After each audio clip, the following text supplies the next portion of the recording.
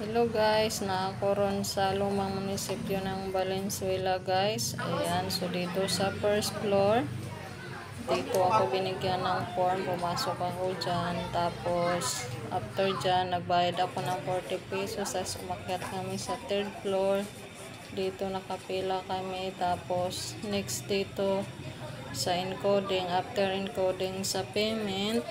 Tapos, after payment, ayun, maghintay ka na po ng releasing ng iyong PSA birth certificate. So, bali, naghintay ako guys mga 1 hour bago ko nakuha ang aking PSA. So, by number po ito, pero minsan late po yung monitoring nila sa number. Kaya, pakinggan mo na lang po pag yung guard sa by number.